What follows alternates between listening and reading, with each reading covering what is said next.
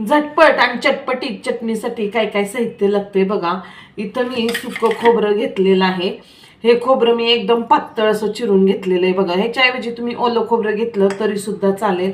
हे दही मी रूम टेम्परेचरचं घेतलेलं आहे. दही थोडंसं आंबट असलं तरच चालेल, जास्त पण आंबट नको आहे दही. आपल्याला 1 वाटीच दही घ्यायचंय. इथं ओले शेंगदाणे घेतलेत बघा. शेंगदाणे मी रात्रभर भिजवलेले होते, छान भिजतात रात्रभर भिजवले की. आणि ही हरभऱ्याची डाळ आहे बघा, ती सुद्धा मी रात्रभर भिजवलेली आहे. रात्रभर भिजवली का नाही खूप छान भिजते. तुम्ही हरभऱ्याची डाळ नसेल ना तर तुम्ही डाळे घेतले तरी सुद्धा चालेल. इथं बघा पुदिना स्वच्छ धुवून घेतलेला आहे, फ्रेश पुदिना आहे. कोथिंबीर सुद्धा फ्रेश आहे, स्वच्छ धुवून घेतलेली. आपण आता हे सगळं मिक्सरला बारीक करून घेऊयात. आपण मिक्सरच्या भांड्यात पहिल्यांदा शेंगदाणे घालायचे, म्हणजे शेंगदाणे थोडे कठीण असतात ना, ते पटकन बारीक होते. आणि इथं हरभऱ्याची डाळ ती सुद्धा शेंगदाण्याच्या वरच घालून घ्यायची लगेच. आणि त्याच्यात खोबरं घालायचं. हे 3 आधी आपण फिरवून घ्यायचंय थोडं, कारण हे कठीण असतं ना त्याच्यामुळे हे आधी फिरवून घ्यायचं आहे. नंतर मग आपण दही, पुदिना आणि कोथिंबीर घालायची ह्याच्यात. तर बघा डाळ, शेंगदाणे आणि खोबरं आपण थोडं थोडं पाणी टाकून असं बारीक केलेलं आहे. आता आपण याच्यात कोथिंबीर, पुदिना सगळं आणि दही हे घालून घेऊया. पहिल्यांदा बारीक करताना थोडं थोडं पाणी घाला, लक्षात ठेवा, कारण दही असतं तर पाणी घालावं लागत नाही जास्त.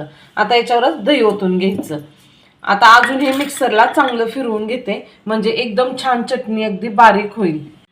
तर बघा मी थोडं थोडं पाणी घालत आहे ना, मिक्सरला एकदम छान अशी बारीक चटणी वाटून घेतलेली.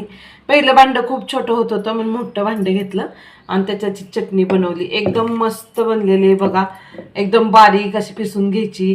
इडली, डोसा, उत्तप्पा याच्यावर ही चटणी खूप छान लागते. अक्षरशः तुम्ही हॉटेलमध्ये सुद्धा ही चटणी खाल्ली नसेल माहिती का, इतकी सुंदर ही चटणी बनते आणि टेस्टी तर इतकी आहे ना. आता आपण काय करूयात, याला थोडी फोडणी देऊयात. फोडणी दिल्याने एकदम सुंदर अगदी अप्रतिम ही चटणी लागते. ह्या चटणीला अजून चटपटीतपणा येण्यासाठी इथं आपण अर्धा चमचा साखर घालायची आणि इथं अर्ध्या चमच्याला थोडंसं कमी मीठ घालायचं आहे. आपल्याला हवं असलं ना तर नंतर अजून घालायचं आणि थोडा वेळ हे फिरवून घ्यायचं. बघा ही चटणी आहे ना, साखर आणि मीठ असं घातल्यामुळं अजूनच आणखीनच चटपटीत लागते, एकदम मस्त लागते. आता आपण हे सगळं विघरून देऊया थोड्या वेळ. तोपर्यंत मी फोडणीची तयारी करते. तुम्ही म्हणसाल तुम्ही याच्यात मिरची घातली नाही, पण काय माहितीये का, आपण जर याच्यात मिरची घातली ना तर पोटाला अजिबात जमत नाही. हिरवी मिरची कच्चीच घातलेली पोट खराब होतं आणि आपलंच काय मोठ्यांचं, लहान मुलांना पण त्रास होतो.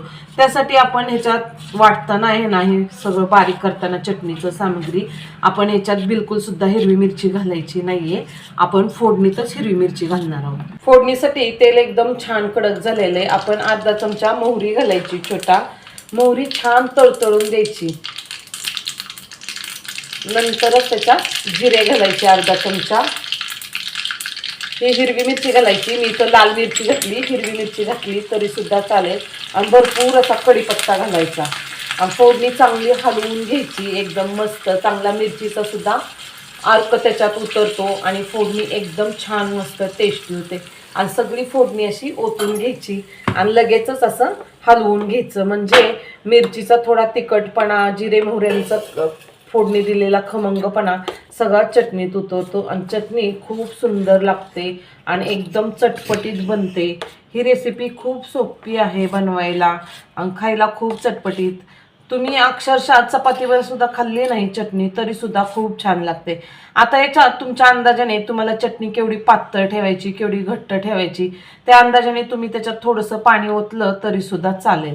तर बघा चटणी तयार आहे आणि एकदम सुंदर झालेली आहे आणि एकदम चवीला तर अप्रतिम आहे. तुम्ही सुद्धा ही चटणी बनवा, खूप सुंदर लागते खायला.